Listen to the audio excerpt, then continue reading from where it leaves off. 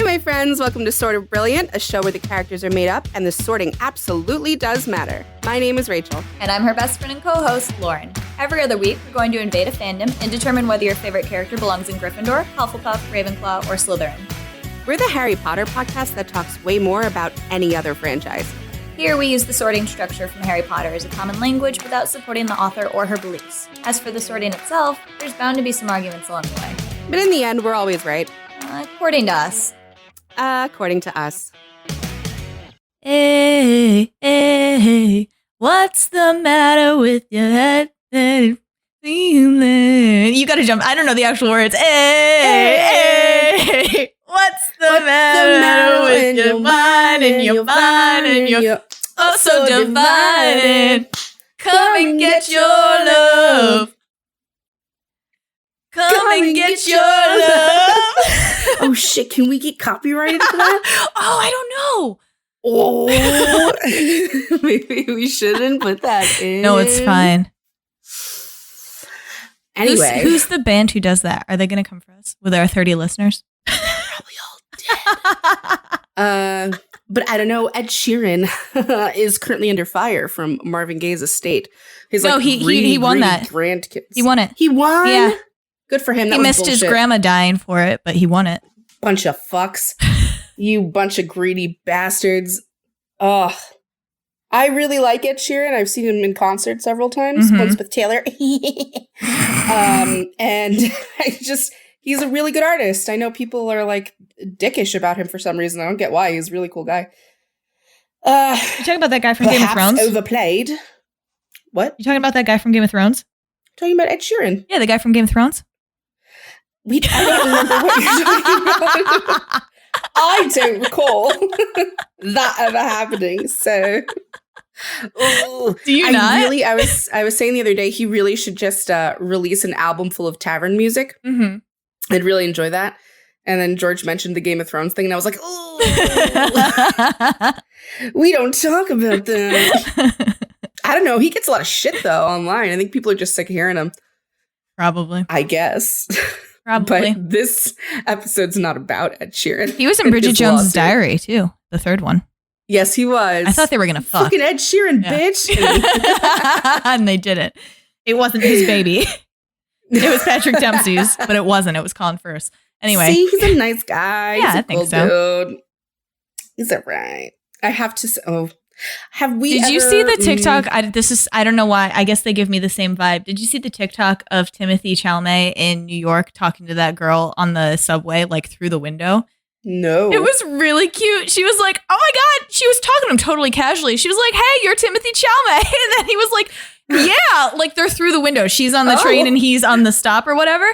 And she's like, what are you doing here? And he's like telling her. It was really cute. I don't know what's up with him and Kylie Jenner right now. Shit going on with him and Kylie? What? Yeah, isn't that weird? He's too good for her. And I don't even really like him. I agree. Yeah. Yeah, I don't feel one way or another about him, but I know that's wrong. Yeah. I get the feeling that's incorrect. Both Zendaya and Florence Pugh, I think he's a pretty cool dude. And I trust them with my life. Well, listen, this is what I was getting to about with Ed, too. Taylor loves him. Taylor Swift loves him. Are we allowed to talk about Taylor Swift's house here and what we think? She's a real person. I know, but have the parameters on that changed? Like, are we still sticking to it? Yes. Just say what you want about her and they can make up their own mind about what we think. Fine. We know what house she is. And I guess you can figure it out. Okay. There's a TikTok that goes around of them. I'm going to send it to you. And she's making fun of him. Mm-hmm. She's like, after the storm, something was born on the 4th of July. And she's just like making fun of his part, whatever. And he's explaining to her why he put that line. And he's like, oh, it's based on such and such movie with Tom Cruise. And also, I met my wife on the 4th of July. And she goes, yeah, at whose house? At whose house? And he goes, at your house. And she goes, yeah, that's right. And she's so, her house is what I wanted to say to you. I'm going to send it to you after this. Yeah. But I'm legally prohibited from saying what that house is. I can get like that. She said it. She said it. The deep cut. If you all know my house. You absolutely get like yes, that. I know I do. Give me the credit. Lauren moment. Give me the credit. It's like we're talking about something completely unrelated. And how did that happen? How did we make that happen? Oh, we didn't. I did. That's right. Okay, girl, we weren't even talking about it. Ed was like so used to it. He was like, yeah, your house. Yeah. Anyway, and then I wonder what house he is. Ooh, I love sorting people. Mm-hmm. It's fun. It is. Well, that's why we're here now, 5 minutes in. And one copyright strike against us. Right. They came for us, whatever band that is. Listen. They may all be dead. We can... That's what I said. I think they are. There is really it's only like the other 80s. That was a long time ago now. When I was thinking about this episode last night, because we've been rewatching, we went to see the movie, whatever. So I was thinking about it, and I was like, there's no way to intro this without singing one of the songs or like just introing it in a musical way. And there's so many to choose from that are good ones, but you picked a good one. I picked the intro and the outro song. From which movie? The first one? That's the first song that plays and then that's the song. Is it that or Hooked on a Feeling that Rocket's like, I have a special place in my heart for this one? I don't remember, but Hooked on a Feeling is my favorite one from all of the awesome mix volumes. I'm a fan of LSD. Fucking love Hooked on a Feeling, bro. Oh man. I'm a fan of them playing LSD in volume 2. You know, volume 3 had some bangers too. Yeah. Spoilers ahead. You got good music. In the hallway? Fight scene to Beastie Boys. In the hallway? Yo. No. Sleep till Brooklyn. Yeah. Fuck yeah, dude. What a good scene though. Like a genuinely amazing scene. Oh, it was such a good fight scene. Happiness. For the most part, I said it was the best, enjoyed that movie. Best hallway fight scene since Darth Vader showed up at the end of Rogue One and just eviscerated all those people in the hallway. He's a good boy. He's a good boy. He's fine. Misguided. He was fine. He's very sad at that. That was like right after they put the robot suit on him and they're like, you're full of hatred. He's like, guess I'll go kill everyone because Padme's dead. Like, what else can he do? What else is he supposed to do? When I like to make fun of people for things like this, I like to say they're a level 7 susceptible from Community. Mm-hmm. Like when Pierce was in the fucking cult. Yep. And he's like in the wizard robes and everything. Yep. Anakin was a level 7 susceptible at that point. He was fully taken. What we never talked about? Did we talk about it? I can't remember. Oh, that's right. Never mind. We did. I forgot. Okay. I always forget. I'm like, he absolutely would have gone after the kids. They told him they were dead. I forgot they did that. Yeah. Yeah. Oh, he totally would have. Mine? I know. No, I can't. And also, I feel like probably he felt them at some points and just like didn't let himself believe it because he was so sad. Yeah, and also, I mean, he always had that like duality in him where he was like, this is pretty bad. Like, I think he knew it the whole time, which is why he was so easily swayed to the other side with Luke. Yeah. He also wasn't very shocked to see Luke. There's that, I don't know if it's like a comic series necessarily, but there are these illustrations from an artist who does just like Daddy Darth Vader or whatever, where it's like if Darth Vader had been like a dad and it's like little Princess Leia and little Luke and they're really cute. But he's like, sounds really he's cute. Darth Vader, not Anakin. Like he's in the suit and everything. I had a cute Obi-Wan Leia thing to send you to, and I was in the comments for it, and I was reading about like people were like really nasty about the little kid who played Leia. She was so good. And she's like, besides Ewan McGregor, the best part of the show. Like, she was so cute. It was, sick really how fucking good. cute this kid was. She had a really good grasp on the character. Yeah. She was so cute and good. So I never saw any of that, but I'm not an asshole corner. You didn't watch the World Wide Web. Kenobi? So. Yeah, we sorted Kenobi. Yeah, I know. I said you didn't watch it? Yeah, I did. Oh. I said. What did you say? Well, I don't understand what are you talking about? You said I didn't watch. Job. You said I didn't watch any of that. I'm talking about the commentary on the actress. Oh. I didn't see any of that. Oh, I see. Because I'm not in asshole corners of the World Wide Web. I mean, yeah. I feel like the Star Wars fandom does that with like every single person. Horrendous. Ever. Dude. Horrendous. Did you see? I haven't watched the new season of Mando yet because I gotta wait till I go home and see my dad and watch it with him. But the guy who voiced Jar Jar, like they did that to Hayden Christensen. They were like, he's awful, and they bullied him off. They did it to Kid Anakin. They like made him. I know hate they himself. like wrecked his life. Yeah, but they did it to the guy who voiced Jar Jar Binks. Yeah, so they gave him. Yeah, he came back as a Jedi in Mando, and everybody was like, "Oh, he's so good." I was like, "Yeah, he was always good. You fucking assholes!" Like, what are you? Whoever like runs that show is fucking awesome. Like, I don't know how much you it's know. It's fucking or if you know of John. What's his Tony Stark? I don't know those. Tony people. Stark's friend. John Feige? Yeah, no, Tony Stark. You know, Fegeman? You know who I'm talking about. Happy? Yeah, him.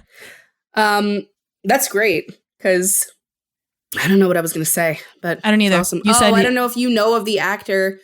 Giancarlo Esposito? Yeah. You do. Yes, I do. He's the mirror on Once Upon a Time. I got it as I was saying it. He really wanted to be on it. And apparently, like George was telling me, he was just like, write me a role. I really want to be on this. And they did. But he's an amazing actor. I mean, I assume that's what they did for Lizzo and Jack Black. So. Yeah. All these Star Wars fans out here. Couldn't be me. Says the woman who begged me to rearrange our schedules so we could do the sequels this year. I have my reasons for that.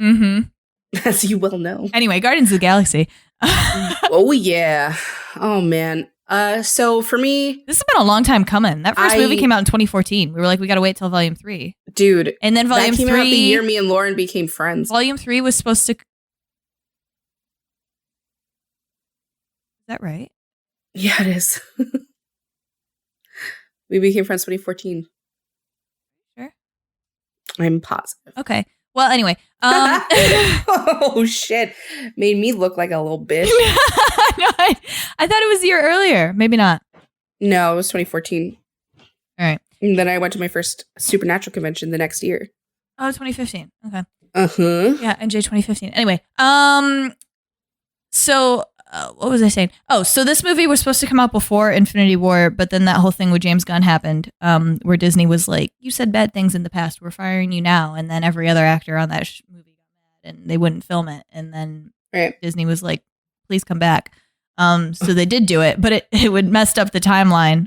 Because from what I hear, Volume 3 was supposed to originally be like Gamora's story, and then it was supposed to move into like the Infinity War. Sucks. Yeah, that sucks. With Thanos and whatever. So they didn't do that. They did this, and I guess we'll talk about it. It was spoilers ahead because we're going to talk about Volume 3, honestly, which just came out on Thursday, Friday. It was good. I don't think the ending was bad, but I don't like it. I didn't like it. Well, I guess what I can say is I just don't like the trajectory of what they were forced to be put on. Yeah, and since they were forced, this is the best ending I could have wanted for it. It's just sad that it's like fair. Their whole thing is supposed to be found family, and it was like, yeah, bye for that. For me, in terms of like my favorites in Marvel, my top number one always forever will be all the Iron Man and will be Tony Stark. That's number one. But Guardians are number two. Solid. All of the Guardians?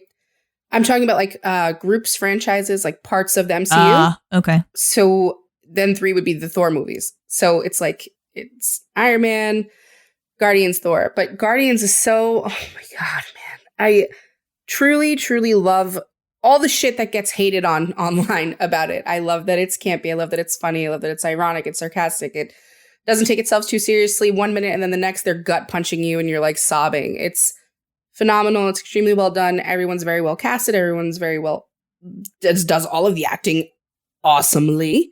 Okay. Everyone's really good in those movies, including like the voice actors. So who aren't like, voice actors. Yeah.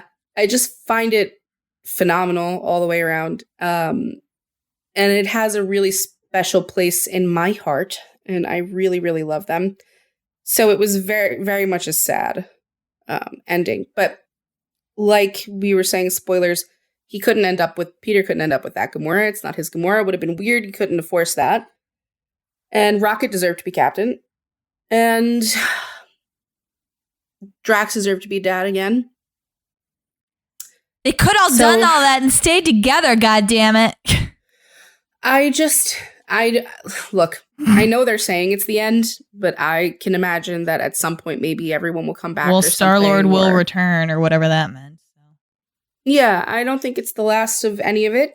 And it's the last of Gamora. Yeah, but that's not even my Gamora, you know? Yeah, I know, but she done. Yeah. So that's over. And they can only do so much. So Peter can return to the crew and that's it. But Gamora can't because she's not really Gamora. It's so sad. It's so sad that they were forced into that. I fucking loved our Gamora. She's so high up there for me in terms of Marvel characters. So high up. And it's sick. It's actually sick. I don't understand. The deaths in Endgame, Infinity War, whatever, horrendous. Truly. Like the worst decisions ever made. I don't think you could have picked worse. The 3 that died are the fucking worst you could have picked. So, whatever. I have a lot of resentment about it. Because come on, Tony? Nat? And what did you think? Gamora was like, oh, well, we can just get rid of that one. It'll cause just enough of a stink. Like, she's very widely loved. The Guardians are very widely loved. She's a very popular character. I don't know what they were thinking. Peter, and then, Peter, don't they have rides in Disney with them and shit too? Yeah, there's they turn the Tower of Terror into in California. Yeah, fucking Peter's whole thing in the elevator when he was like explaining the story, and he went off on that tangent when he was like, nobody else who died came back. I was like, what are you talking about? It's a past. I didn't understand. It was totally his house, whatever he was like, whatever tangent he was going on. But I was like, I kind of don't know what you're talking about. In the elevator, when he's explaining to the lady like what happened, and he's telling like the whole story or whatever, right? He goes off on this tangent where he's like, she died for the Soul Stone or whatever, and then she came back, but she came back different. And I don't get it because nobody else who died that night came back. And I was like, Peter, what do you mean? Right. She didn't come back. Yeah. I was like, it tells you everything about how he's viewing it. Yeah, and why exactly. He's so twisted up. Yeah. He can't. So, I mean, tonight we're going to do probably a little bit of the syndrome that his like, my girlfriend came back. Why isn't she acting like my girl? Like, I get my girlfriend, you know? Oh, boy. Tony Stark didn't come back. Let's get into I didn't it. want him to come back. We're going to go through the crew. We're going to talk about everybody. So Peter, Quill, or Starlord. We may call him any of the 3. What does Rocket call him? Starmate? It's like Star. I don't remember. He calls him many things. Yeah. Star douche. I don't know. Something like that. Yeah. They have an amazing relationship. I was telling Lauren last night. It's like one of my favorite dynamics in all of the MCU is Rocket and Peter. They're such good best friends. It's such a great representation. And second best friend. All of this makes so much sense through the lens of their houses. Wait till you hear. It was something we also discussed was how much it's like. I really didn't. Neither of us really needed to see the third one. No, it wasn't like Ant-Man where I was like, I need to see the third one in order to understand Scott because he's really sure. Yeah. No, I knew. No, I didn't need it's just this more movie. Reinforcement of their houses. Yeah. So, and I mean that's what the movies all are. Like we're going to talk about, like we always do, their decisions and the motivations behind them. But like, it's going to be very hard not to just say he or she is this because they are. Like right. Watch the movie. So I'm going to try to avoid that, and I'll try to give you some smarty pants thoughts. I'll do my best. If not, Lauren has you covered. Do I? Okay. I didn't. I'll warn people right now. I watched I've watched Volume 1 and Volume 2. I didn't rewatch Infinity War or Endgame. Infinity War just because I didn't really have time. I really actually love Infinity War, and the Guardians are only like you can pretty much remember and sum up. Like they have that really funny scene on the ship when they pick up unconscious Thor, and then Groot and Rocket go with Thor, and the rest of them go after Thanos. But they have the "Why is Gamora" scene, which is really funny. Yeah, and extremely their houses, and everything is, and when Gamora is killed, and then Peter's big stupid idiot moment, and then in Endgame, everybody is snapped but Rocket. But Rocket, I did want to rewatch this because I had forgotten that everybody but Rocket from the Guardians was snapped. Right. And Rocket is the one who goes on the mission with Thor and slaps him in the face and is like, fucking snap out of your drunk, sad, depressive thing. Because no, you have a pretty good grasp on it though. He does. And actually he does and he does the same thing he does. He's like, we all lose, like we all lost people. He says, I lost the only family that I ever had, which is we could start funny with in comparison to the no, I think we need to start with Peter. We don't have to. I think we should. It doesn't make a difference. I fucking love Peter Quill so much. From the moment I saw him on my screen in 2014. It's probably the first time we've actually hit on somebody who's pretty much on top of Rachel on the scale. Man. He's a Gryffindor. The way I love and understand this man, dude. If you ever want to get to know me and how I am, you could just watch that. You could just watch those movies. I mean, we have some pretty glaring differences, but like on the whole, I don't think I'm that big of a dumbass as he is sometimes. But I also think he presents outwardly just as a goofball, so it's easy to call him a dumbass because he's really not one. And he has the very key right side Gryffindor emotional intelligence, which allows him to, like, as I like to say, Jeff Winger his way out of shit. It's the gift of gab. It's the gift of charisma and whatever. He can pretty much. It was so funny in the third one because he was like, I will talk to them from my heart and I will make them see. And then the girl is like, okay, speak from your heart. And he's like, I wasn't going to fucking do that. I just like, I needed to get here. What are you talking about? And he just like makes everyone levitate in their suits. So I just find him. I adore him. I don't know what to tell you. I don't know what to tell you. I just really like him. He comes in dancing and I mean, actually, he comes in crying because the first scene is his mom dying. So sad. It is very sad. Horrible introduction. Actually, I was watching it last night and I was like so ready. I was just thinking, oh, I love that the first scene in this movie is him dancing on the planet and listening to his fucking tape. It actually opens up with her just and him being abducted. Yeah. But I got very big like Ian vibes from Mythic Quest 2, where you get to see flashbacks of his shit with his mom and you get to really see like, oh, that's why you are the way you are. Oh, that makes a lot of sense. So he's raised by Yondu. He might have been your father, boy, but he ain't your daddy. But he wasn't your daddy. I fucking love Yondu, dude. I do too. I was really sad when he died. Why did he die? Extremely sad. He was so good. I don't know what to say about Peter, man. I've had him in my head for so long. I was so excited to get to this episode because I just wanted to say, finally, he is a Gryffindor so that I could talk about it and reference it as much as I wanted to. But you have nothing to say about it. It's so hard because it's just like, just look at him. Yeah. I don't think he's a difficult sort, like by any fucking means. No. He's really, really loud about it. I'm just trying to think of key moments now where it really jumps out at you. But the problem is I don't think it ever stops to save the world. Yeah, I don't think he ever turns it off. Yeah, no. I was telling Lauren last night, I was like, man, this scene with Ronan at the end, it reminds me of like Voldemort in Harry Potter when he goes to Hogwarts. And I was like, Harry should have simply leapt out of Hagrid's arms and burst into song and dance. And then it would have confused him. And like, nobody understands how to defeat a villain correctly. But Starlord gets it, you know? So, true Gryffindors understand this. Called a distraction, you dink. Yeah. Also, really love that Peter got the first F-bomb. I loved it. I loved the delivery of it. Oh, man. It was so good. Like, I just really like watching them together, and I guess that's why the ending is such a bummer. And I have to like it. I have to. It's what makes sense with the shit you've been given. But they're just so good together in the way they bounce off each other, every single character in the group. You're all, why is he a Gryffindor?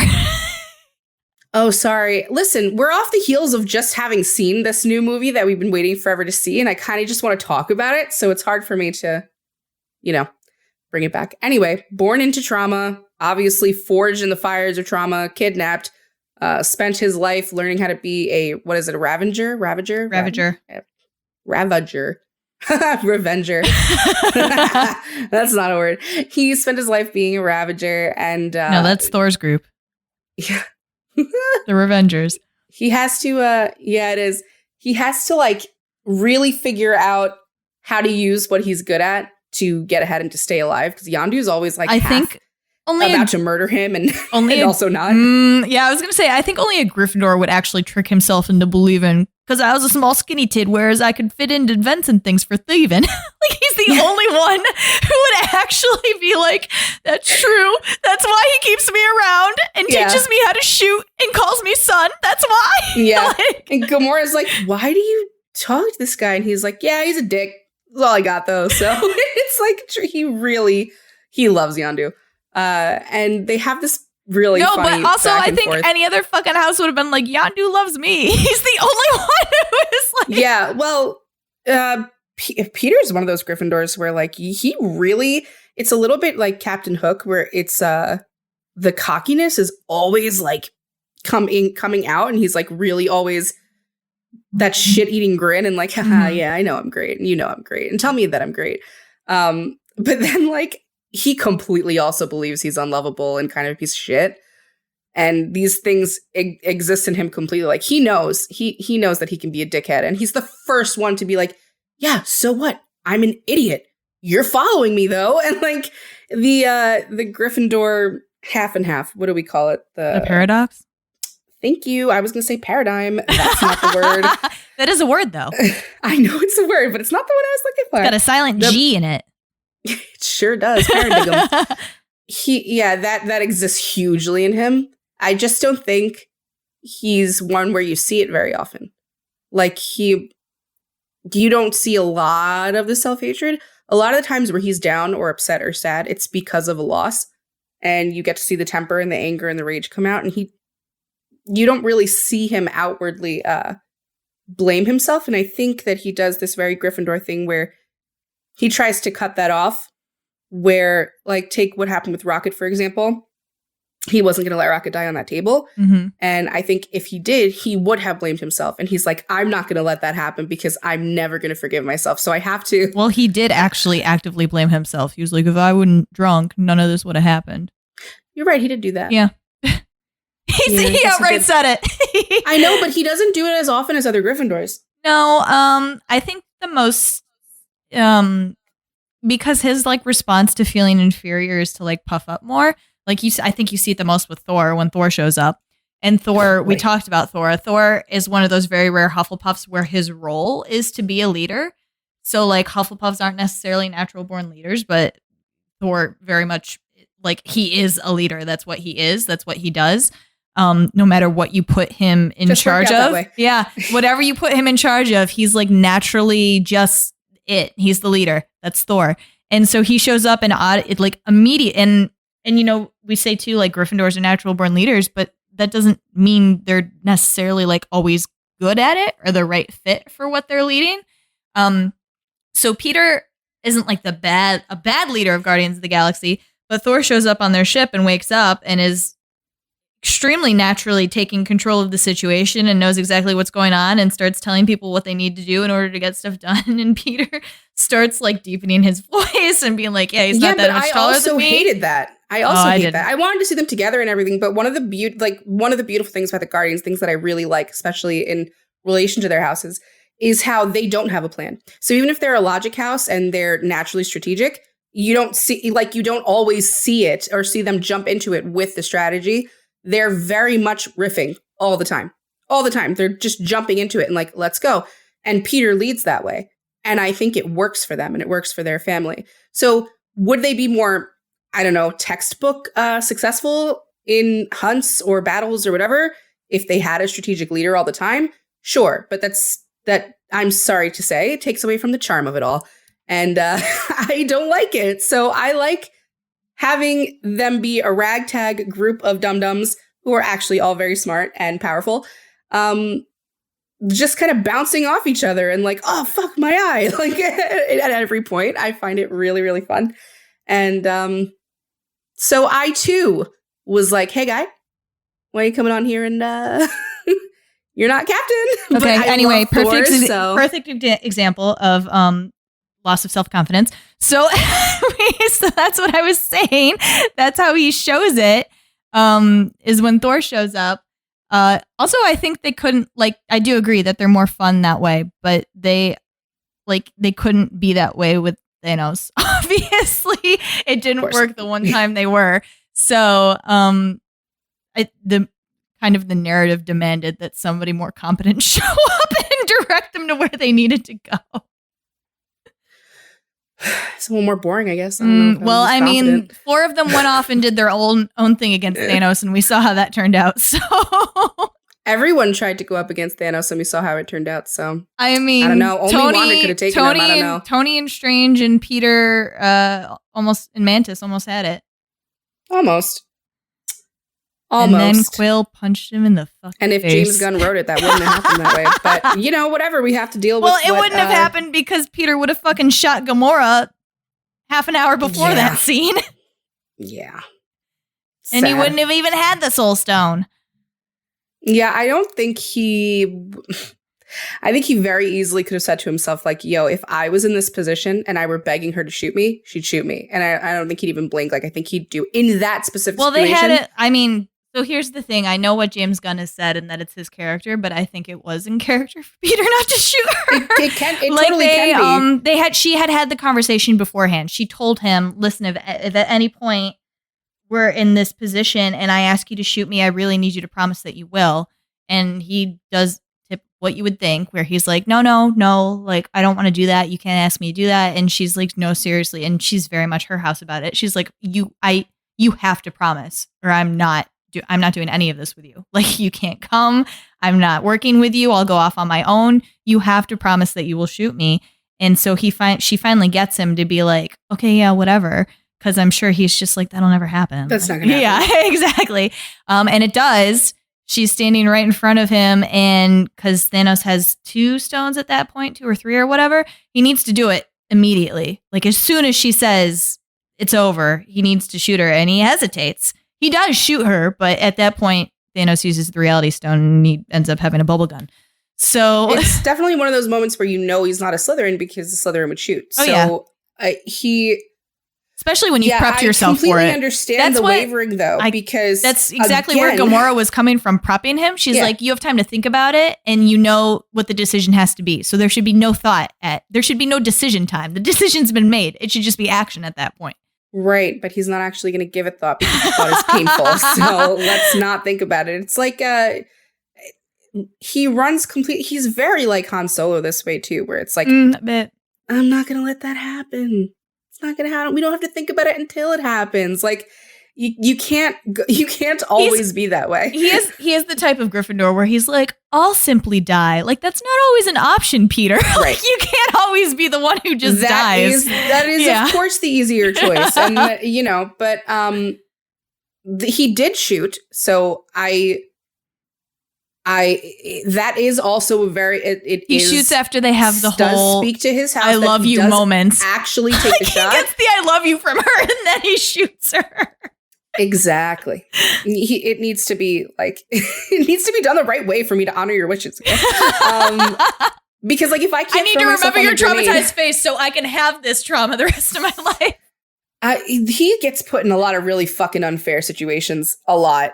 So it's not fair to ask that of somebody, Gamora. It's not fair, but yes, it is. She asked the person she shows the most in the world. Yeah, to shoot her in the fucking head. Yeah, it's not because a fair it's thing for to the ask. Greater good. Literally shove it up your ass. That doesn't make it a fair thing. She's trying to save him and the rest of her family. Doesn't make it fair. Well, who else is going to do it? She trusted him to be the one to do it too. Like, she didn't think any of the others would do it if she asked. Yeah.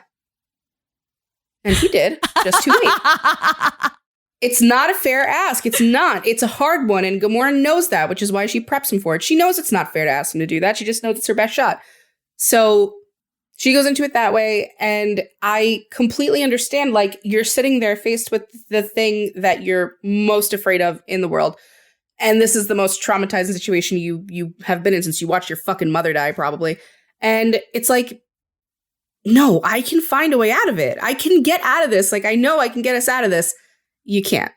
And when that hits and that like cocky ego part of your brain, when you realize like there is no fucking way out, you take the shot, but it just was too late. And it's really unfortunate because what happens after that is Peter makes a big boo-boo and he loses his temper and he punches Thanos. And I can tell James Gunn didn't like it because he outright said so. Guardians 3, Peter referenced it. And apologized for it, yeah. Yeah. It's like, I fucked up the world, so what? Like, yeah. Who amongst us has not? At one point or another. Like, someone comes at him and like, Peter, that was a really big deal. Okay, you want me to go down the list of all the things you people fucked up? Tony Stark made all these fucking weapons. Steve didn't stop like all of the mass atrocities that happened in American soil. Like, it's just all the things I would say, you know, like the things I do say when people are like, Peter's a dick for that. Like, yeah, okay, your fave's been a dick. Okay. Like, I understand losing your temper, especially in that situation. I fucking get it. I'm probably the only person. I don't know what other Peter Quill apologists are out there. I've never met one. I've never met one. Happy for to be that the leader specific of moment, the fan club. I don't think that there are many at all. No, probably not. That's fine. We already fought about this. He could have given it 2 seconds, and he could have done anything he wanted to him. Sure. He could have. And also had Gamora back. Oh, no, I guess he couldn't have. No, she was dead, and that's why he got that way. Well, I was thinking that, you know, they bring Vision back with the Time Stone. But I feel like I remember some bullshit thing where somebody can't be brought back if a stone is what killed them. Maybe Don't ask me. That feels like maybe it's fake, but also feel like maybe that's true. I just, like, you could tell the writers were like, what kind of moment could we have here to fuck this whole thing up? Let's make him the dumbass. Well, the Russo brothers are not, I don't want to talk about them. Yeah, I don't think they did well. It's just, okay, it's not something that I would have written for Peter, but it is something that if anyone's going to do it, you're going to see Peter doing it. You're going to see him lose his temper and be the one to blow it because he is going to lose his temper. He has no emotional regulation over that. You even see it in the very first one where the blue guy takes his tape deck. The blue guy. Yes. Fucking rushes in the prison there guard. Like, that's my song. That's my song. That song belongs Blue to me. It's my song. Blue wrote it for me. He doesn't fucking think very deeply before he acts. Well, and you know it's because these are things attached to his trauma. I said to Lauren, these are things that you usually have an adult or someone teach you how to regulate in your youth. He had Yondu. Almost dies in volume 3 because he went back for that fucking Zune. And I was thinking, oh, that's his last gift from Yondu. That's why he's going back for it. And then he fucking gives it to Rocket. I was like, oh, so this is twofold. It was his last gift from Yondu. And he was like, this is for my best friend. What? Why are you mocking really this? Almost because he almost. It was really important. I thought they were killing him. I was like, damn. Oh, like D wouldn't have for the Impala. You know what? But you don't fucking get it. I wouldn't put the fucking Zune on the same level as the Impala. Bro, his music I would put his mom's fucking like tapes on the same level as the Impala, not the fucking Zune. But it's like, it's important. It's so important to him that Rocket gets that. It's so important. It's his best friend. Could have gone down to Earth. He did go down to Earth and just bomb an iPod or something. Wait, it's also like he didn't expect to die. Like he's like all these times. I know because he was like, I've done this every time. I'll do it again. Exactly. So stupid. Yo, I had absolutely zero anxiety watching that. I was watching him like fucking blow up in space, and I was like, brain dead. He should have been brain dead at that point. There's the Ravenclaw Gryffindor overlap where it's like it just somehow works out, doesn't it? Like it's just gonna, and that's what fuels his cocky ass shit. Where he's like, I can go get the gift from my buddy. I'll be okay. I'll lose oxygen a little bit. I don't care. A little bit. He was ready to fucking die for Gamora in volume 1 in a second too. Okay, but that was because he like immediately fell in love with her. Like she beat him up on fucking Xandar. Is this more understandable to you than doing the gift for Rocket? Yes, because that's something that's so simpy Gryffindor that she beat his ass up on Xandar and he was like, this is the woman I'll be marrying. We make a lot of jokes about romance simping for Gryffindors. We simp for our friends just as hard though. It's not. No, I don't think that you don't, but it's. But he's a really good example. I think it's more gradual than it does happen for romance. With Peter too, I think it was like, you know, he's used to like girls falling for him and Gamora was just like not about that. And then he pulled out his little Kevin Bacon stories and David Hasselhoff stories. Yeah, she's done. Yeah. Absolutely done for. Shared his music with her. I think also this is probably one of the problems Peter's having with New Gamora, right? He's like, it worked last time. Mm-hmm. It was perfect. Like, I don't, why can't you just give it a Slytherin chance? in this position, I'd be like, I'm doing the exact same thing I did before. Like, why are you having so much difficulty with this? That's interesting. But I think you have to remember She's too. Very different. Well, I was gonna say 2014 Gamora is still a little earlier on than 2014. Gamora was still with Thanos, the Thanos that we meet in Guardians had made the decision to leave Thanos. Mm-hmm. Like I think she was starting to think about it in the timeline they pulled her from, but she hadn't like done it on her own. Like we see in the first Guardian, she is like, bye, I'm out. Like they figure out that it's the Infinity Stone. She's like, I'm going to go get it and I'm not going to give it to him. But she didn't get to make that decision before she was pulled into the future. So I feel like that was a big deciding factor. She's also like, they're thrown into a certain set of circumstances where they have to work together. Mm-hmm. And they're prison Peter immediately. constantly is coming to her defense, and he comes to the defense of everyone, like Drax, Rocket, like seconds after knowing them, because that's part of his shtick, is being the peacemaker too. And I think she immediately respected that. And these are things New Gamora wouldn't have seen. There's no bond. It can't work. Well, let's kind of transition into Gamora. Yeah. So what I love about the other Gamora is she's just such like, let's call her Gamora, and we'll call the other one 2014 Gamora, because there's less of her. So Gamora is Gamora. 2014 Gamora is Endgame to Volume 3. Well, I'm talking about 2014 Gamora. Okay, so call her 2014 Gamora. Fucking I'm laying it out, dude. Like no. You're talking about Gamora. You like Gamora. 2014 Gamora is the new one. That's so confusing. Well, I hate it. That's how everybody understands it. She's past Gamora. Who? Everybody. If you go online, it's like fan fiction. They're writing the 2014 with the exclamation point, and then they say Gamora. But we meet Gamora in 2014. That's fucking stupid. You know her, and you see her development. She's no longer 2014 Gamora. The new Gamora is... I'm going to go ahead and call her our Gamora. Whatever. Call her Gamora. That makes more sense to me. Let's call her Gamora. So OG Gamora is like really, really fucking sweet and like incredibly open to shit. And a lot of it has to do with survival, which has a lot to do with her house. Like she's like, okay, I have to go along with this because I need to get from point A to point B to point C to stop Thanos, stop Ronan. So I completely get it, but her personality is so fucking open and understanding to every situation she gets thrown into. Like Drax is shitting on her, and yeah, she'll scream at him and shit, but you don't see her pull a knife out and be like, you're threatening to fucking kill me, I'm gonna fucking kill you first. Like she gets it. She has a lot of remorse, a lot of regret, and she's really kind, and I just really miss her. I just really miss her. So that's a big fucking loss, bro. I don't know. I really feel bad. Severe mourning Gamora. I do am. too. I didn't like it. I was upset. I was hoping that she could like find her way back to who future past her was, but she it's did. Just not right. I know. It's just not right. It's like Gamora's a Slytherin. Yeah. I don't know where Thanos thought he had her.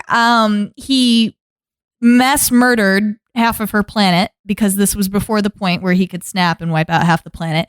So he had to physically mass murder half of it in order to do his whole cleansing thing. And he just did that in front of her.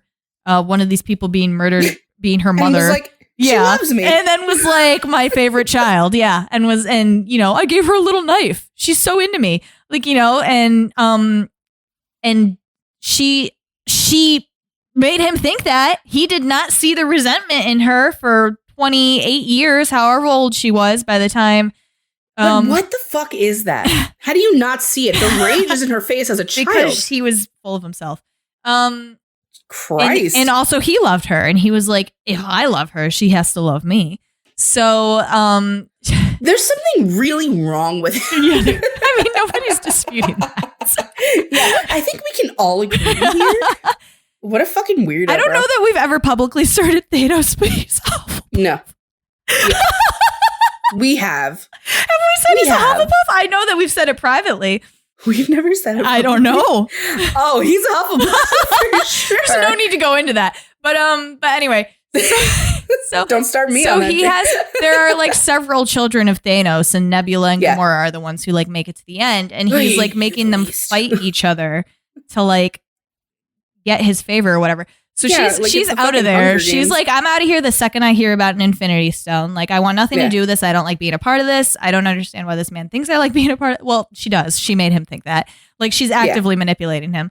And it's also her relationship with Nebula is so interesting. We'll talk more about this with Nebula, I guess. But like, she does love Nebula, but I think part of her whole manipulation is that she couldn't really like act like that towards Nebula. So I think she does what she can, and she definitely does her best once she's out from under Thanos' thumb to give Nebula those moments and to like kind of make Nebula, like trying to get Nebula to be like a good person. But she, when Nebula does open up to her, she's immediately responsive to that and like doing what she can to be an actual sister to her. Rachel's gonna get mad again because it's a typical Gryffindor Slytherin romantic couple where the guy's a Gryffindor and the girl's a Slytherin. I'm not gonna get mad at this one because I love it so much. Okay, it's okay. Fair. Alrighty, ready. So she is not like, she's enamored with Peter's whole thing, his whole like doofus act. She's super into it, but she's not going to admit that. Even in the second movie, when it's like clearly they're in love, she's like, there's no unspoken thing. She says that the entire movie. She's like, there's no unspoken thing. He's like, yeah, the unspoken thing where both the guy and the girl know that they love each other, but they're not saying anything because the moment they say it, they have to acknowledge the fact that they're. She's like, no, there's no unspoken thing, girl. Anyway, so Peter's like, I know what's happening. She's trying so hard to be like, no, there's not anything happening here. That's just very Gryffindor Slytherin. She takes right up till the end, till the point where she, like we said before, and now you can see this in the context of a Slytherin sitting a Gryffindor down and being like, I am like the key to this whole thing, so you have to shoot me no matter what your feelings are for me when I ask you to. Ass. And preparing him for it. And she says, I love you right before he's supposed to shoot her, which actually might be why he hesitates. So, I was just going to say, bad move. Real bad move. Should have said, I fucking never loved you, so he could just blow her that up. did it. Yeah. But see, she wouldn't, because she's selfish in that like aspect. Like, she wants him to know before she presumably is no longer of this world. When Thanos drags her to Vormir to get thrown off the cliff or whatever, and she comes to the realization that she's the thing that he treasures most, she's disgusted. She's like, what the fuck? She's like, I do not love you. I don't understand what's happening. She's like, what? She's traumatized by that shit, I tell you. She really hated that he said that. Last moments. Yeah. God, I'm trying to think what else. In volume 2, when they're on Egos, like Rachel has some stuff to say about the fucking Hasselhoff story. Because she texted it to me. No, I don't. Yes, you do. You texted it to tell me. People. I told what? you to. Yeah, and it's a good point. You should tell it to the people on our podcast. You talking about the Mary-Kate and Ashley thing? No, I mean, you don't have to say that. I'm talking about what you said about her and like how she was fascinated by that story. That part I have to tell people about the American. I was like, why are you putting this on, dude? Don't tell people that I shit. wasn't even thinking about that. Not everything's about you. Good, because that never happened anyway, so continue. Okay. Well, I'll let Rachel tell that after I'm done. But she is the one who, like, Peter's really bummed, and she's like, you really miss your mom, and I know how much you love your family. And I think you should get to like give your dad a chance. And then the second they get to Ego's planet, she's like, I don't like this guy. And then she's like, she's not really going to Peter and being like, he's shady. But she's like behind his back being like, what the fuck was there's something weird going on? Like, she's talking to Drax. She's like, what did Mantis say to you? Like, she's trying to figure it out so she can go to Peter with the facts. Like, she knows if she goes to him and goes, I don't have a good feeling about this, he's going to get all emotional on her. So she's like, let me find the facts and then I'll bring them to Peter. Yeah. Anyway. You couldn't have said it better. Mm-mm. Yeah. The thing Lauren was referencing is how Peter, it is really sad. He had no dad and he was sad about that. And at the time in the 80s, David Hasselhoff was the man, the Hasselhoff. And like, who cooler to have than as your father than that? So he does this like really tragic thing where he carries around a picture of him, tells people that's his dad, and Gamora's like, I love that story. He's like, why would you love He's like, that why would story? you bring it up again ever? I told you once while I was drunk. Like, that's She's like, it's so sweet. And he's like, it's traumatic and pathetic. Like, what are you talking about? But I was telling Lauren, I was like, oh, from a Slytherin's perspective, she's like, yes. I love that this happened. I love this. Now I can get into your brain a little bit and completely analyze it and try to understand it from your perspective to understand you better. Oh, tell me more. And I was like, oh, tears? Even better. This must be very important data. Rachel sent me a fucking TikTok last week that was like, when your friend says they're about to trauma dump and you like sit down and are totally silent and then ask them every question ever. And she was like, is this you? And I was like, yes. That's insane, bro. Understand you. Do you ever feel like you are done understanding a person? No. Wow. People change. I don't. You evolve. No, you have evolved. Okay. Right. I think you keep the core of who you are. I think that's no. really I agree with that, but I think you think people can change. That's nice. I'm telling you right now that you have like things that you said in the past have changed. Like if I ask again. Also, you're so. I just forget. You're so mercurial. Yeah, I was telling Hannah this weekend while she was over that we were gonna smoke pot while you were here, and she was like, Rachel? I said Rachel doesn't really like pot, but then she said she smoked with George, and I was like, well, you smoke with me. Like you said you would never smoke again. You're like, I'll try anything multiple times. But I think that's the problem. Is just like that's just a core aspect of my personality. Like, yes, you're very mercurial. You're very mercurial. Yes, of course. Just it depends on the mood. Like that's it. It's not. If you simply keep me in a good mood, you can predict what I'll be like. If you get me in a bad mood, you can predict. So I don't know. I think at this point you feel like you have a pretty good handle on me. So that's why I'm asking. No, like, I do, but but I'm like I'm never done hearing about why you did something. You're never done surprising me. No, yeah, I'm never done hearing about why you do shit. That's so cool to know. I thought I was boring and predictable. No, man, okay, cool. not at all. I think you have to be as a Slytherin. There's only so many people that I allow to like continuously talk to me. I have to be continuously interested or it's not going to work out. Yeah. So, well, that's another thing too. So Gamora's circle Peter and Nebula and then the rest of the Guardians. Definitely. Can I just talk about how sweet she is? Because in the beginning with Baby Groot, I know. Beginning of 2, when she says hi to Baby Groot, and when she's telling him like we're leaving the ship, like be good, and then at the end when she's like he's tired and she's like holding him like a baby, I know. James Gunn said Groot looked at Gamora like a mother. Oh my god! And he was very deeply. Anyway, so 2014 Gamora is still a Slytherin, but she's a very different one, not forged in the same fires. She doesn't have the Guardians. They're not. I was telling Rachel, so before I saw this, I knew that Peter and Gamora didn't end up together. And Rachel had seen it. And I told her that I knew that so that we could talk about that aspect. And I was like, so I haven't seen it yet. But I was like, but I totally, as sad as I am for Peter and like as upset as I am as a person that they don't end up together because I really like them. I was like, I totally get it from her point of view. She does not know this man. This man is not her person. And he keeps going around saying that she is and crying about it. I'm sure that's very annoying to her. Who did we start talking about? Like which Gryffindor was it that really jumped out at us that we were like, they're so disgustingly sincere. You said Hook. Was it Hook? Killing. It was what I said. Okay. Yeah, Peter has that too. Yeah, he does. He can't stop. When he's in the spacesuit talking to her, I was like, oh boy. When he started, he's like, can you even try? She's like,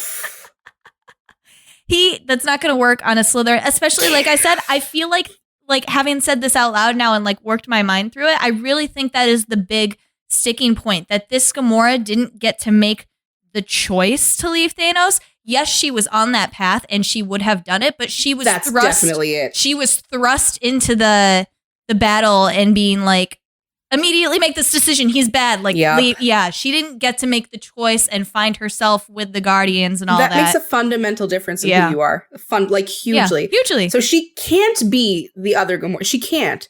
So, knowing that, you can't she's really still Slytherin, but she's, she's, and like Peter, I felt so bad for him. He tried to have that moment where he was like, I know you've never had a family and it's so important to you to have a family and we're your family.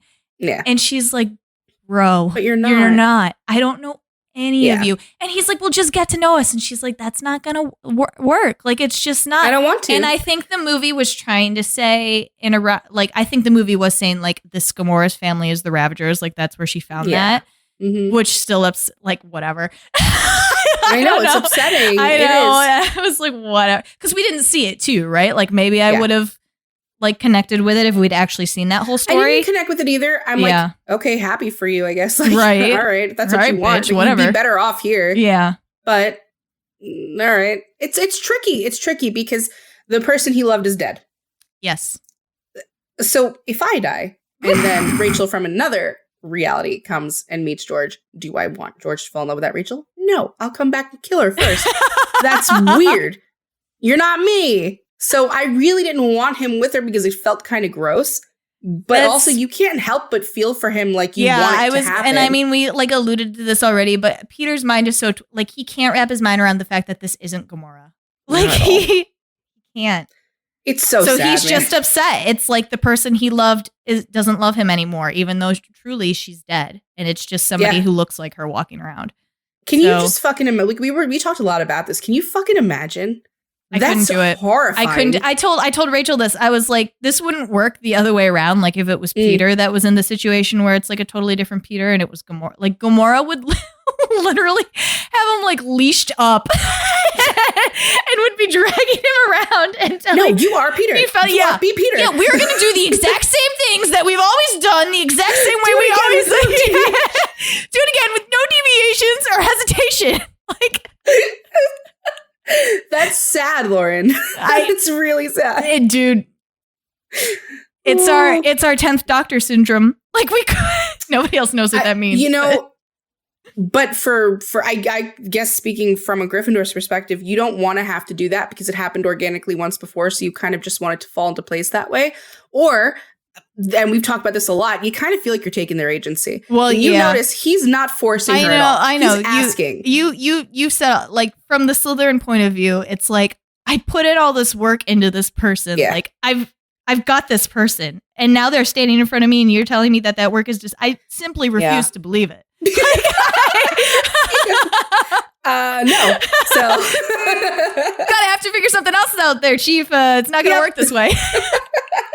No, but yeah, you're right. He does. He's like imploring her. He's like, please, can you try? It's begging, and she's like, no, I don't want to. He's like, but what if you did? Yeah, I know. And and again, I know what it's like. And he maybe she might have if something organically could have happened, but Peter didn't have that in him.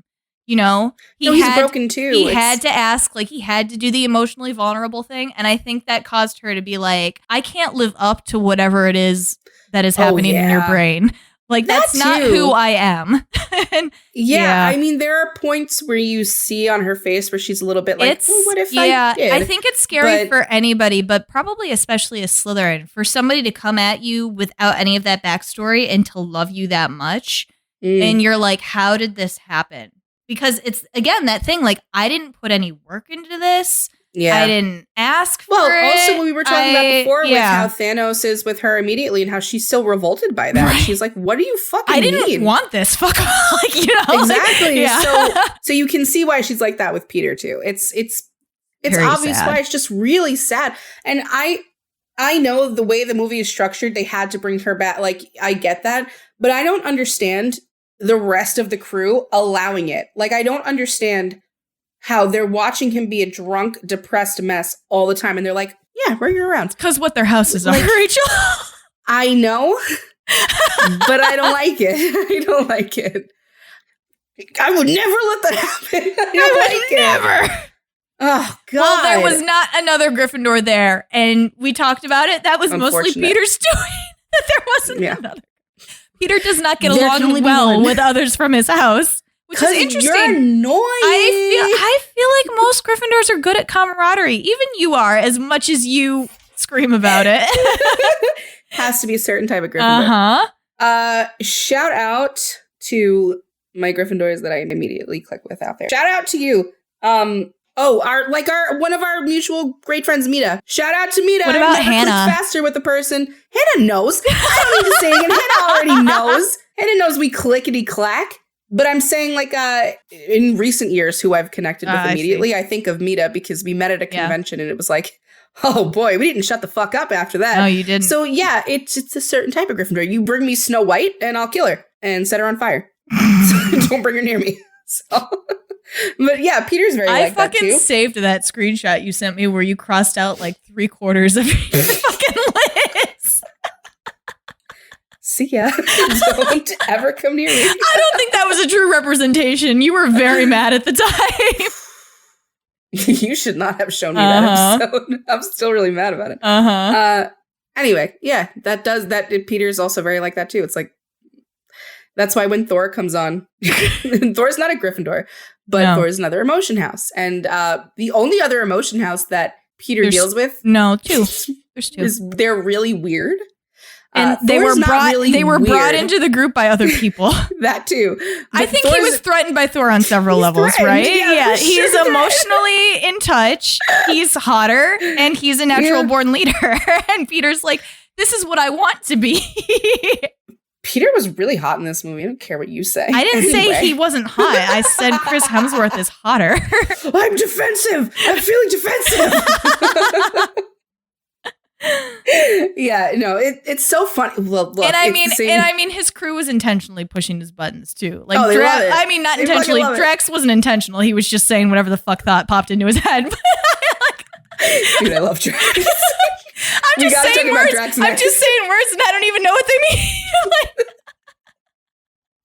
But I love that Rocket was like busting his balls so much about it too. Rocket does it intentionally. Yeah. Well, I love that between them. Maybe we should talk about Rocket next because I feel like he's the next person that we have the most to say about, and then the other one. Definitely. Yeah, but I told Rachel I love how Rocket and Peter's story mirror each other. Yeah. But they're the same story, but they're so different because they're different houses, and that causes them to butt heads and to like egg each other on, kind of.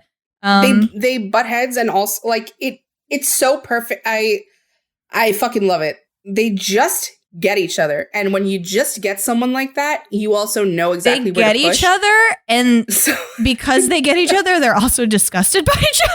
Yeah, totally. They're like, stop showing me. Like, I don't want to deal with this. Yeah, it was like the point we talked about last night too, where Peter says to him, like, if you're trying to make us all hate you, it's working. Yeah.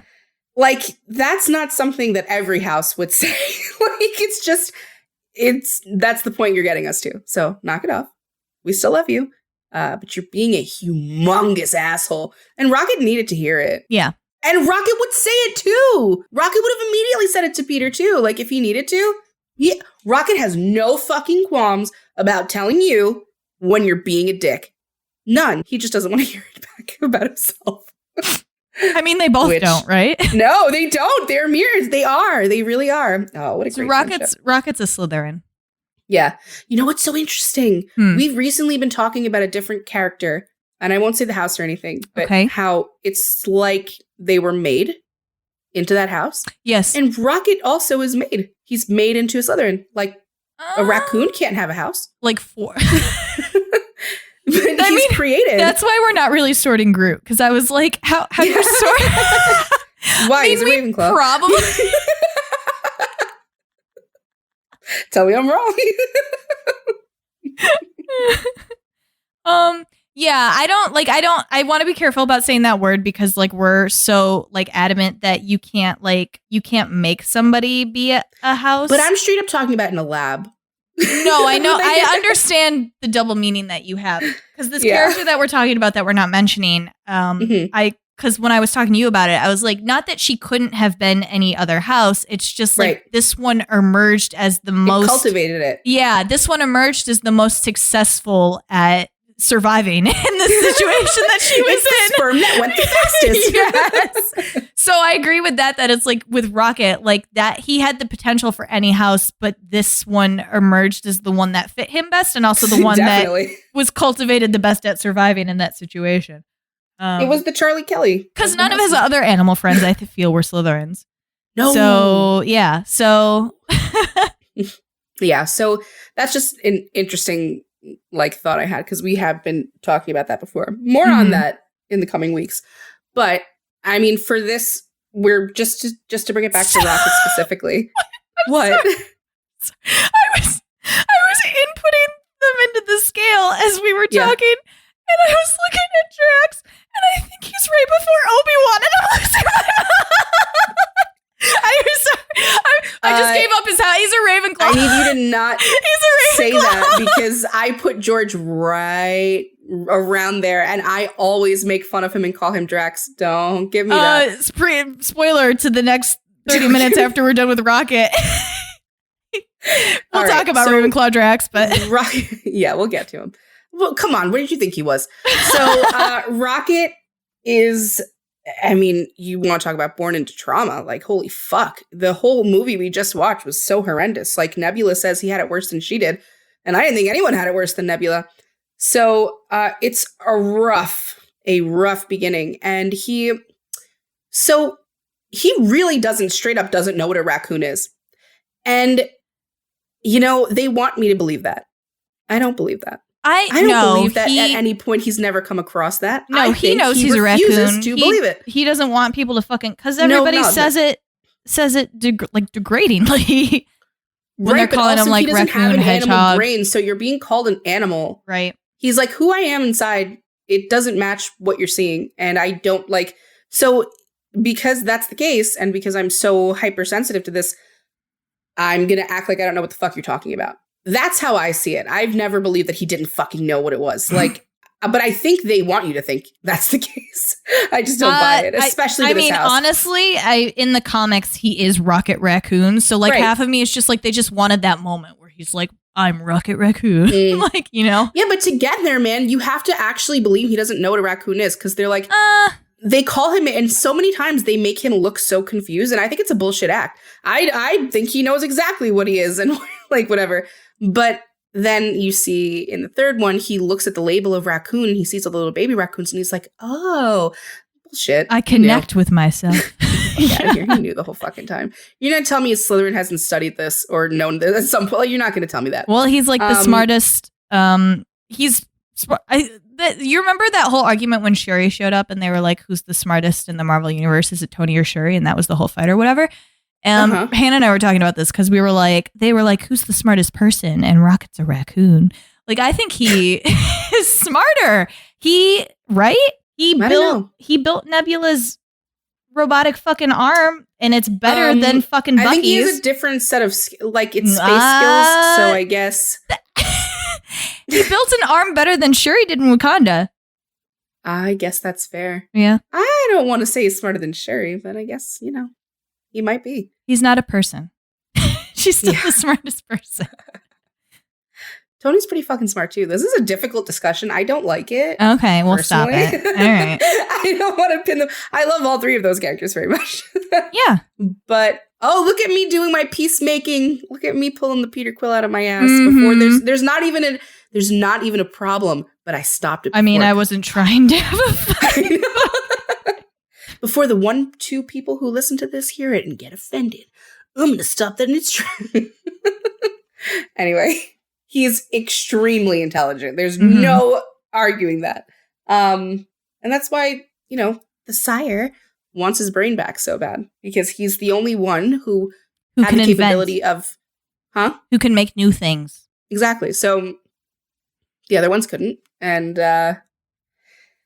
he is an original. He is like the first and only of his kind. The other ones didn't quite think like him, or he says it when they're talking about the kids that are like can build that thing in 2 minutes. He's like, it's rote memorization, right? It's not you're not actually thinking for yourself. Yeah. So basically, he's born with free will. He's the Castiel. Oh. No, that's not what they. It just meant like he not only like had smarts, he could have. Okay, well, talk about I don't want you to fucking confuse people.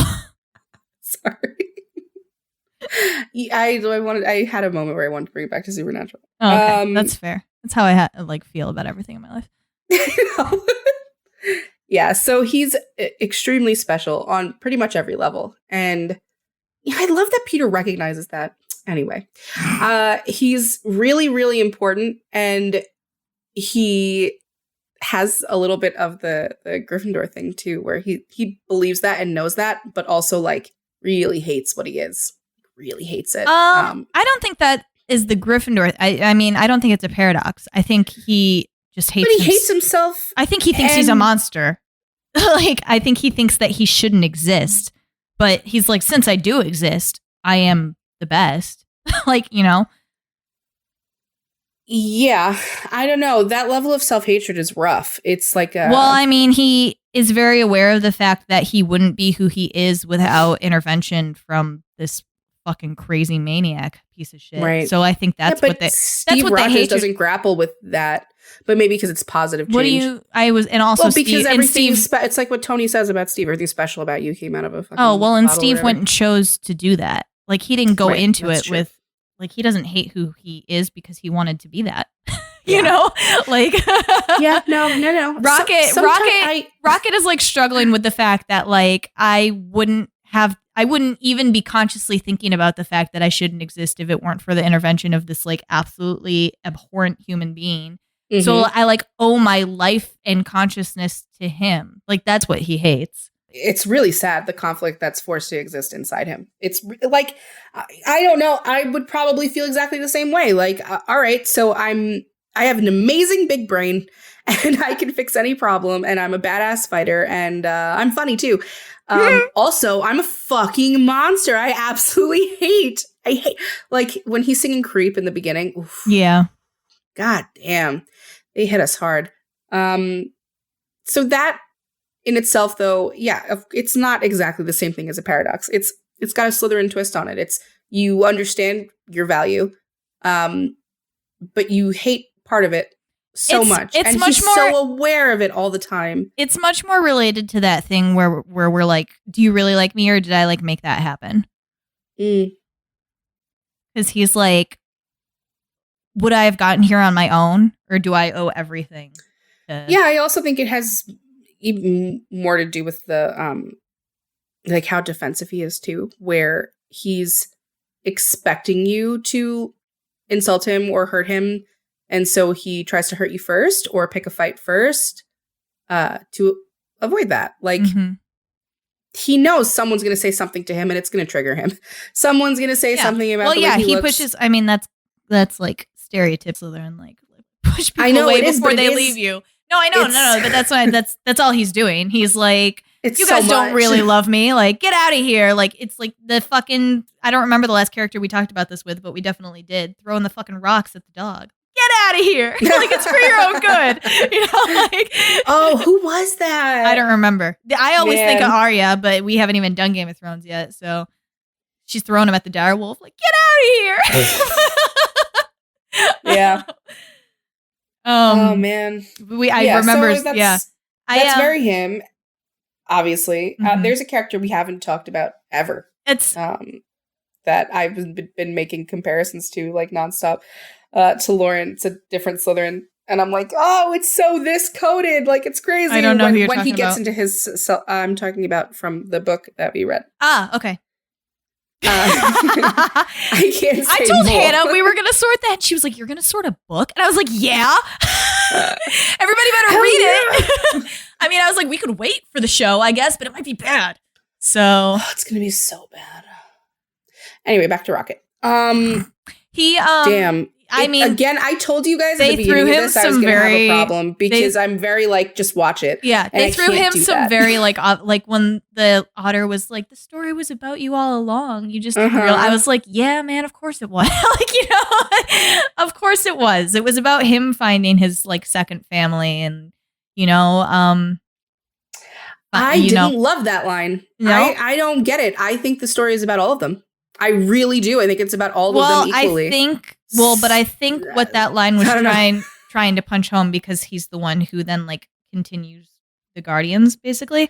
I think that's like, yes, it's found family for all of them, and it's all their stories of how they found each other. But Rocket specifically is like doing it again, which is really hard to do, because he had that group of friends, and he obviously believes that he's the one who got them all killed.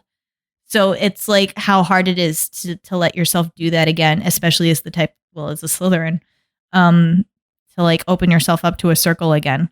Because he went and found, like, this was so Slytherin, like he got out of there and then I assume pretty immediately found Groot and was just like, this is my buddy.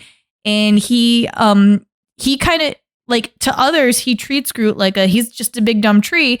But he like is like, you know, when they all meet Groot, it takes them a while to understand his language, and Rocket's like translating what he's saying for everybody and is like, yeah, big dumb tree, but he obviously really loves him. So like, yeah, he also does like when we were talking about him and Peter being mirrors, he does exactly what Peter does too, where he immediately cares about them. So when Peter like takes his mask off for Gamora in space, he's like screaming about it, and he's like immediately upset that Peter's doing something to hurt himself. Or when Peter goes back for the tape, so stupid. And him and Gamora are sitting in the ship, he's like, "Where is this guy?" And he's like making comments about leaving without him, but then he doesn't fucking move. Like he's not he immediately felt a connection. But I think that's very hard to grapple with considering what we just learned about him, that he already went through this. So it's not going to be super easy to open back up and to actually give a shit about people again. So then I have to throw the rocks at the dog. Yeah. Correct. It's like, it's just really sad. Yeah. I don't know. A lot of it's very on the nose, you know, like You're right. Yeah. Really I don't know what else to say here about it. Like, but that's why I kind of gave that's why it was so difficult for me, even when we were talking about Peter. It's all very on the nose. It's all very surface the movies do stuff. It for you. They really do. Yeah. I can't see any of them in any other house. No. Don't give anybody any leeway. No, I'm not saying that. I'm saying the one I can see people being like, huh, with us is maybe Nebula's house. But not if you've listened to us for any amount of time. No. If you've listened to us and you heard where we put Thanos, obvious. You should fucking know. Like, we just said where we put Thanos. Yeah. Well, she's so obvious. No, let's talk about Drax. Let's talk about Drax. I already spoiled him. We have like two things to say about him. Nebula, so. What do you, Drax is like the clearest, like, just watch the fucking movie. Like, I know, right? Yeah.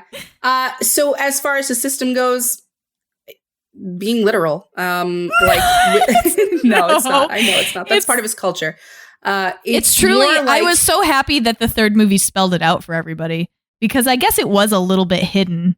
Yeah, it's definitely hidden under the maniacal laughing about violence and the joy at beating the shit out of people. But why did he start doing that? But why did he start doing that? Right. He makes it very clear. We talk about the motivations behind things. This first words out of Drax's mouth are about his wife and child being killed by Ronan. Like, that's it. So you know everything about him. God, it's like Scott. These Ravenclaw dads, dude. Oh. They're scary. I like them. Yeah, I know. They're the best dad. They're really like, obviously, this is how I take care of this. Yeah, and my thing is the most important thing. I don't care about your thing. I care about my thing. Yep. Like, it's scary. It's that fucker with balefire. Like, goddamn. Only I can traumatize my son. Yeah, so Drax's whole thing, I mean, Nebula spells it out for you, and she says, like, this whole time I thought you were an idiot, but really, you're dad. Yeah. Drax has never been dumb. He's just... His people are very literal. A planet where they can't... They can't do metaphors, analogy. They don't do any of that. Yeah, they don't get it. Would go over my head. I would catch it immediately. Since 2014, I've been calling George Drax. Since 2014. Should have known his house. See, back then. I mean, he thinks about things very logically and straightforward, and he also like believes like, you know, in the in Infinity War, I think it is, when he's like, I stand very still, you can't see me. Yo, he's so funny. What the fuck? When Mantis is like, and maybe I wanted a Zarg nut, and he's like, you can't have any. There are none left. He's just talking to the kids. Hello, little moron. Hello, dumb. You're so stupid. Hello. No, and when Nebula's like, why didn't you tell us you could speak their language? He's like, you didn't ask. No, but he was like hurt about that. He's like, nobody thinks Drax is smart. Like, yeah. Just like he was genuinely hurt when Mantis was like, he's an idiot. But the other thing that she said about him, that she was like, he's the only one of you who doesn't hate himself. Like, that's like very what a Ravenclaw, huh? What a fucking Ravenclaw. It's true. He doesn't. He likes himself, and he makes quite fun a lot of all the other ones for hating themselves. Yeah. He's like, you're so stupid. When he tells Mantis to pet. Rocket. Yeah. That was a practical joke. I just made that up. I made up practical jokes. That whole, because I just watched Volume 2. When he has the conversation with her, when he's like, "You're very ugly," and she's like, "I'm not trying to come on to you," and he's like, I'm imagining laying with you. He can't help but like say everything that. Yeah, he's literally. Like, I'm pretty sure this is a meme that we put up because it's one that made us laugh really hard. It was one of the Rumpelstiltskins ones with the text post where it was like, I don't even know what I'm saying. Words are just coming out of my mouth or something like that. Like, we should reuse those and just I'm not even kidding. We really should. It's they're perfect for it. I mean, we collected a lot of new ones, but we did. Memes on the way, guys. So he's just really clearly what he is. I don't think there's not much else to say about it. No. He's just I love that he gets to be a dad again. And I love too, like that we've now had several like father Ravenclaws, and they're all extremely different. Like, even though they have the same system, they're all like way different.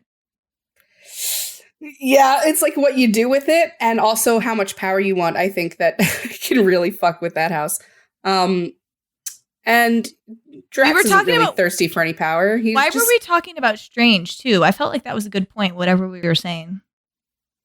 Oh, because it's because we were talking about Gamora and Peter when you were like, a Ravenclaw would never be like this, and I was like, no, because a Ravenclaw would immediately discard. Like Strange doesn't care about alternate universe Christine. He has to bring back his Christine 50 million times. I was so like proud of us for that conversation. I was like, we made that connection. That's so true. And then I thought about what he actually said, and then I felt stupid because I was like, oh, he does actually care. It's just he's weird. Because he says, I love you in every universe, and I completely forgot that he said that. So he does. Yeah, he did, but he was also like, I don't care if you like can't come to terms with that and come with me, and then he just left her there. Whereas the one that he put work into, he was like, I'm gonna bring this one back from the dead 50 million times. And see how he just didn't grapple with it. Like, Peter can't handle it. And Steven's like, I know, I need one. I need the thing I love near me. This is the only one I'll ever have. This is the only thing I've ever felt love for in my life. Besides myself and my hands. That's another thing about Drax too. Like, Drax is the only one of them who's been married, right? So he keeps like giving Peter like love advice when he's telling him like, Gamora is not a dancer and you are an idiot dancer. Yeah, it's true. I really love the scene that like oh god, I'm having a stroke. I really love the scene where it's Peter, Tony, Drax, and Strange, and Peter and Parker, Spider-Man. Yeah. And they're the where is Gamora? Why is Gamora? Yeah. It's so why. I've got a better question. Why is Gamora? It's 2 Ravenclaws versus 2 Gryffindors, and they're all versus each other. And the poor Slytherin in a headlock. Like, what the fuck is happening? What are you guys doing? We're not. This is all stupid. And he's so cute. He's Peter Parker is like, why is this happening? Like the Ravenclaws. Because the Ravenclaw Gryffindor are all having like a dick measuring contest. Yeah. Yeah.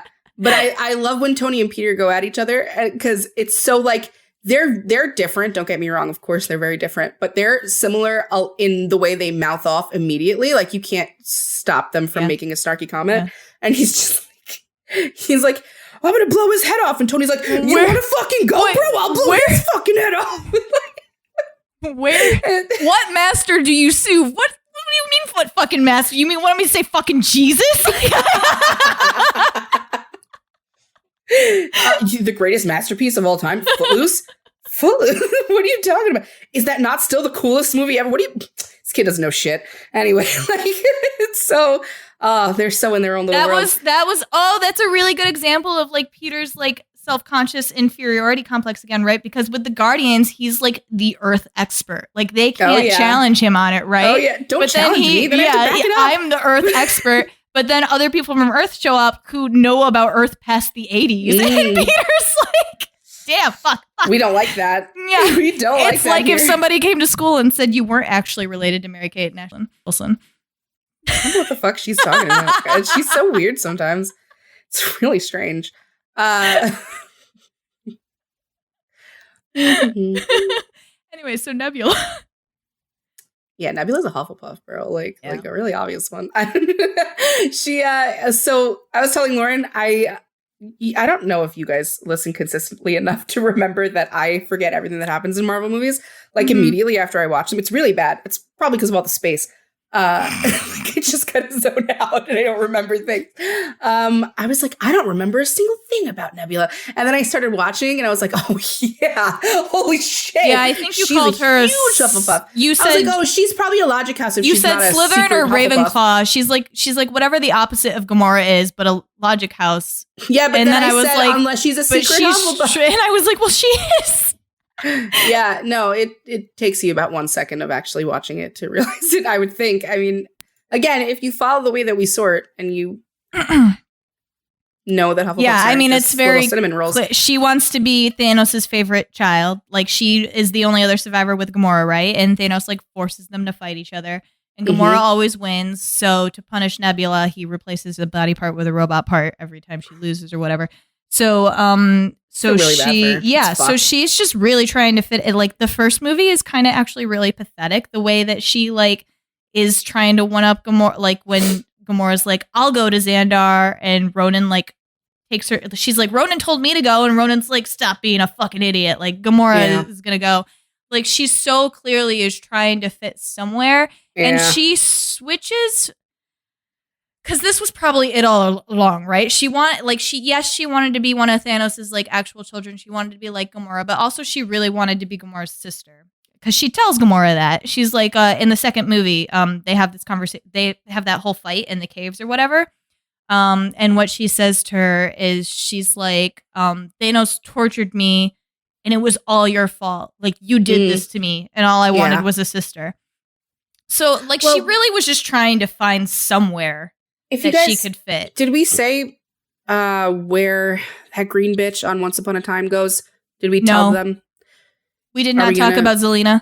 I don't know. Are we going to do that again? I don't ever want to talk about Zelina again in my life. But what I was going to say was like, are we going to do Once Upon a Time again? If you watch Once Upon a Time and you notice how Zelina is with Regina, it's very that. Like, it's very fucking that. We don't ever have to sort Zelina, even if we go back to that show. So Zelina's a Hufflepuff. Great, thank you. So is Smee. And I'm just saying that because I'm sure at some point Rachel is going to say, I want a Smee. And that's what the fuck she's talking about. False allegations are being made against me a lot tonight. I've never said anything like that. Nebula is so like Zelina from Once Upon a Time. So much. Every time you say you want to Smee, the only thing I can picture now is that fucking scene I sent you from Once Upon a Time when Hook is looking at him like... Yeah. It's that. I want what he has. God, I've seen what you've done for other people. I just want a goon. And like, there's no more loyal a house than Hufflepuffs. Do you agree in the connection that I'm making, though? Because I've said it like 8 times and you haven't validated me, and I'm starting to get I'm sorry. antsy about it. Yes. She's like Zelina. Yes. That sister dynamic is exactly the same. Except that Gamora is nothing like Regina. I was going to say, Gamora's not Regina. From her perspective, it's exactly the same. I think Nebula has more cause than Zelina does. Yo, of course. But I'm talking about the feelings. The feelings are exactly the same. Yes. Like, although I love you, her but I'll feelings, also kill you, although but her I feelings love you. are actually relevant and have basis in fact. I knew it was risky bringing it up because of how much we hate her. I get that. Zelina is also like, what the... she just decides that Regina... Like, she doesn't know this bitch at all. And she just, out of the blue, decides... I was just thinking about her, and I just got M'Baku in my head. You bald-headed. Like, she's a demon. She's true. I fucking hate her. I mean, we both really hate her. So Zelina. And that's why I was like, should I make the comparison? But because it's sisters, because one's a Hufflepuff, I saw a lot of that. There's the jealousy, there's the resentment, there's the second best, but also extremely like equal if you're not being, put in a pit by your dad to beat the shit out of each other. Like, it sucks. It's, So she's just really Hufflepuff about it. And she clearly really wants to belong somewhere and be of use to something that makes sense to her and matters. And she's made what Thanos is going for. She's made that make sense. She kind of has had to. It's all she's been. It's all she knows. And if she challenges that, it's like, why am I made of metal? Like, why have I allowed this to happen to me then? If I'm going to question it. I have to be this. There's I think it's the end of the first movie when she's like about to fall out of the ship and Gamora's like, grab my hand. And she's like, fucking never, and cuts her arm off. Yeah. Well, he said something about that last week. She wasn't ready yet. She was like, because, I mean, it's very Hufflepuff of her too, when Gamora actually starts getting to the point where she's like, okay, I want to be your sister. She's like, no, it's too late. Fuck you. Like, you have to earn it. What a baby. Such a baby. No, I think her development is amazing. I think Karen Gillian does a really incredible job with her too. She's still, I was fucking losing it in this third one when she's getting the children out of the ship and she's like, run faster, you stupid idiot. Like they keep her, right? She doesn't like find a family and automatically like become nice. Yeah. Like everybody on Nowhere is like, Nebula's a fucking bitch. Like that lady when she was getting beat to death when fucking Adam Warlock showed up was like screaming for her. She was like, Nebula, no. And when Nebula comes back, she's like, are you okay? And Nebula's like, fuck off. Like, she's like, piss off. Piss off. Yeah.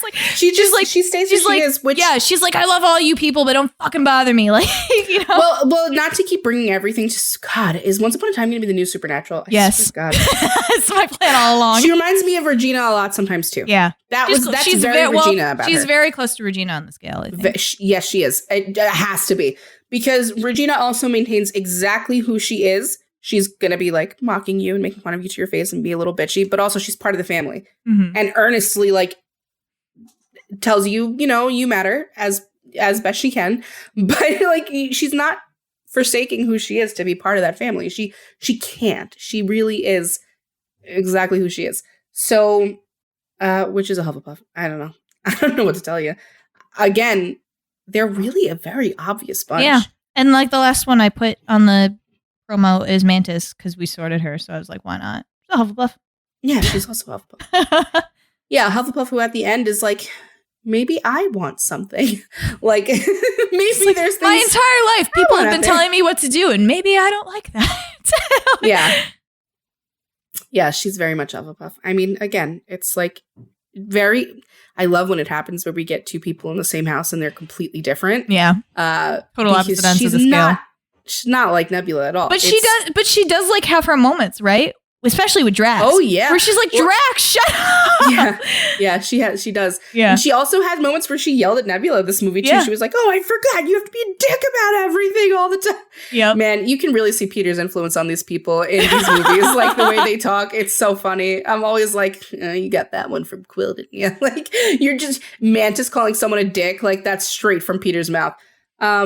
Mantis was the one too who encouraged him to go back to Earth to miss his grandpa. She was being the hypocrite police a little bit, where he was like, everybody leaves me, and she's like, didn't you leave your grandpa? He's like, it doesn't count. Doesn't count. Yeah. He pushed me out of the room and was a dick, and she's like, you think your 7-year-old self like remembered that incorrectly with your trauma? Yeah. And he was like, no. Yeah. Can't see you now. What was I gonna say? I can't see you. No, I'm still here. Well, I had to flip it down for a second. Oh, there's is George behind me getting George changed. naked? Yeah. It's the second time in a row he's done that. George, make some sort of Drax comment. Make some sort of Drax comment for the podcast. Quickly. I'm sorry, moron. Okay, yeah. That was his favorite part of the movie. Oh, okay. Shocking, right? Yeah. So, well, like, I mean, he didn't like the movie, so. All of you will pay for your crimes against Tony Stark. Like, oh, okay, that was like 10 years ago, George. It's yesterday to me. The best part of that movie was me in the theater. Okay. What the hell are you talking about? That doesn't even make any sense. He made the movie good, Rachel. Oh, he was the best part. Okay. Yes. All right. Well, he graced the movie with his presence. Yeah, he fell asleep. So, do we have anyone else? No, that's it. Them. But that's so sad. Why is that sad? Because now we're just like, God damn it, the only Marvel franchise I care about. That's facts. I'm really sad. I waited a long time to talk about it, and then I just got so overwhelmed with my love for it. And Lauren let me ramble so much on this one. She should not have. You almost, when I told you at the beginning to get back on track, you got mad at me. You gave me a look. Did I? Yes. When I was like, all right, explain why Peter is a Gryffindor. You're like, I'm sorry. I want to talk about how much I love this movie. Yeah, that wasn't me. That was Patricia. Oh, okay. So anyway, I'm super sad that we're never going to get to talk about this again. It's okay. I'll find ways to make it about it. I'll find ways to make future conversations back to this. Well, now you can relate to Peter when we're talking about it. Dude, I waited so long. I know you did. You have no idea. I do. Oh, okay. I was going to say, I know how it feels because I did that with Hook. I like every other episode, I felt like I was like Killian, like, because he's the easiest one for me to be like, obviously. This is the Griffin. No, I know, but don't you find Peter to also be that? Like, yeah, I mean, I think it's a little stronger for you because I was telling Hannah this. I was like, this is the first time I think, because I've put you on the scale, obviously, but I have you like near. The scale has changed so much since I put you there. But you're like before Logan and after Han, maybe like somewhere in there. But you're not like on top of anybody. I think Peter's the closest we've come to like getting on top of you, like Natasha is for me. So like I understand why you're like, don't you get it? Because it's like your brain. Like you're like, don't you get it? I see it so clearly. Like it's very Whereas Hook is like the type of Gryffindor that I'm in love with. So like I get it. Yeah, really. Peter Quill is the first character I ever had anyone, like multiple people come to me and tell me like, it kind of reminded me of you. Like, right. When this is like early days of me and George dating too. Like he put up a Peter Quill poster in his room, not because he loved Peter, but because he was like, that's you. It was like a cute thing. But I carry a lot of love in my heart for the dude because I think he gets a bad rap. I think a lot of it has to also do people just don't like Chris Pratt. Yeah. And it just I think Chris Pratt plays him very well. So yeah, I'll give him that. I told you that. Yeah, you did. Yeah, you did. That didn't come from my brain. No, it came from my brain because I saw that tweet a while ago that after the Dungeons and Dragons movie came out, where people were like, that role that Hollywood tries to put Chris Pratt in as like the leading man, like next Harrison Ford, is actually like Chris Pine's thing, and nobody utilizes him for it. I told Rachel like I'm not a fan of Chris Pratt for various reasons, and I do agree that I don't think he fits that type of role. But I do think, like Jurassic Park, I don't think and I think there's some other like action leading man type stuff that he's tried to do and it's just not working. I think I was telling Hannah this. I was like, I don't know if it's lucky or not that he found Peter Quill so quickly because that is his role, but it made Hollywood think that he could do that when really he can only do Peter Quill. Like it's just that. Yeah, that's true. Yeah. But I appreciate the rendition of him because he made it that way. And, I really like what he did with it. So I appreciate it. And I'm sad to see it go. And I hope that we'll revisit it later. And I hope that they'll come back at some point. But Starlord is going to come back. Yeah, that's true. But all that being said, I guess that's it. Oh, well. I'm sad. Sorry. I was left with that movie left me feeling like really bitter. Like it was a really bittersweet feeling. And I mean, me too, because I didn't like the ending. Like, I guess we could talk about, like, it's like Rachel said, like the best ending that could have happened from all of that. But like the movie is about finding family, and then the ending had to be like, they're all apart for now. We had to go back and, obviously rewatch the first one. You go back and rewatch that first one and then know how it ends. It's like, it's sad. Fucked up. It's sad. It really is. Yeah. It's not like every review I've seen has been like, this is the best ending for all of the characters and it ended really well and it was nice, blah, blah, blah, blah, blah. But it is because they were forced. But it's still like, it's actually not very, it's like I hate when fan fictions do this, when it's like ambiguous happy ending, when it's like, it could end happily, but we're not going to tell you that it did. Yeah. Like fucking just tell me. Like what? Yeah.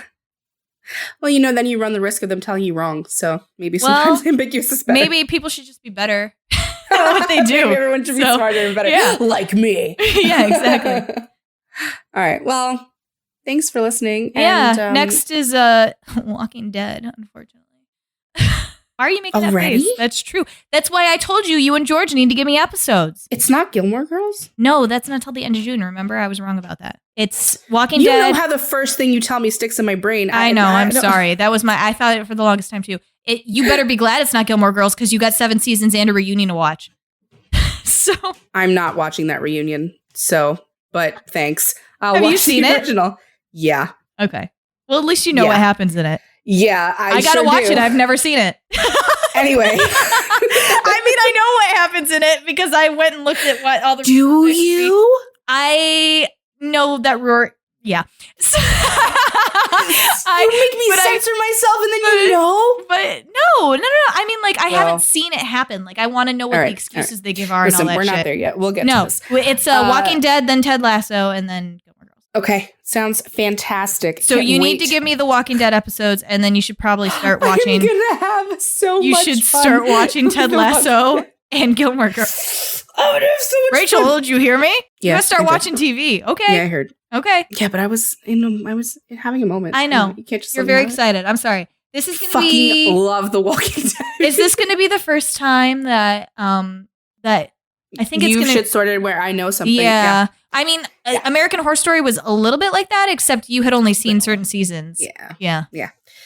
And And they're all different. this is awesome. That's also the difference. This is really awesome. I can't wait to talk about it. I love these characters, bro. I love. You haven't even told me who I'm sorting. You have to tell me who I'm sorting and the fucking episodes I need to watch. You want me to tell you right now? Rick, I'm sure. Oh, yeah. And Michonne. Ricky Dicky Doodah Grimes, for sure. Rick, Michonne, Daryl, Negan. Negan? Oh. Yeah. Yeah, but I bet you already know what Negan is if I you've bet I seen do anything. too. I was going to tell you. I bet you do. Unless he's a... Nah, you know. No, You know. it would be my first thought, not my second thought. Yeah. Are you sure?